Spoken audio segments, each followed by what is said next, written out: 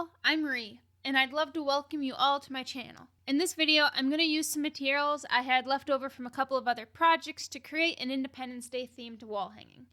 Because this wood craft platter is round, I'm going for a themed piece with a spirit of red, white, and blue, and not a perfectly accurate flag.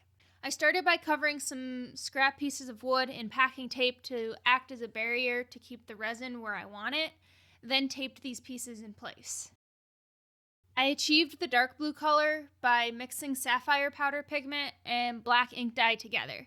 For the stars, I'm using these white decorative accent stones that I've had for a while but just never seemed to find a use for.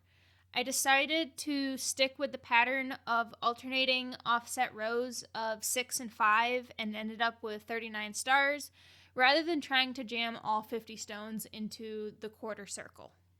As for the stones at the bottom, at this point I was visioning the bottom to look like a lake with the flag covering the night sky, so I added the remainder of the dark blue resin to some clear that I had left aside and used the lightly tinted resin to create the water look. Yes, the tint is much bluer than I had expected it to be here. Because I was trying to get this project done this weekend and its purpose was for the video and experimenting and just to have fun, I unmolded the resin while it was still in that gel state. However, I knew it was no longer going to run anywhere. I will say, the unmolding sounded pretty impressively cartoonish.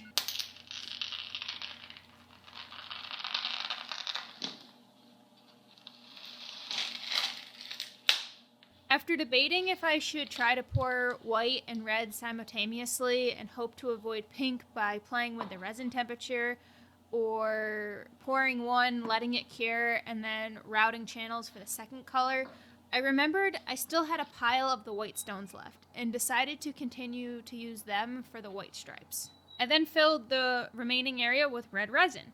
Now, if any of you have had luck with red pigment, please let me know in the comments below.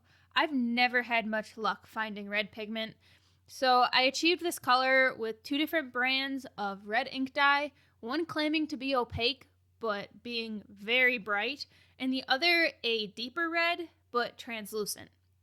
I had added enough of both of these to be worried that it wouldn't cure, so I added some pearl and gold pigments to try to make it more opaque. I'm happy to report that the red did cure overnight, and I'm quite pleased with the color that it turned out to be, but I wouldn't want to have to try to replicate it. So once I had the red in place, I added the white stones to represent the white stripes of the flag. Once cured, I used a mix of red oak and gray stains to achieve the aged wood look and applied a top coat of resin to the entire piece. Comment below if you've made any Independence Day themed projects. Click here for another awesome resin project, and please like and subscribe so we can share some creativity with more people. Thanks for watching and have a great day. Bye!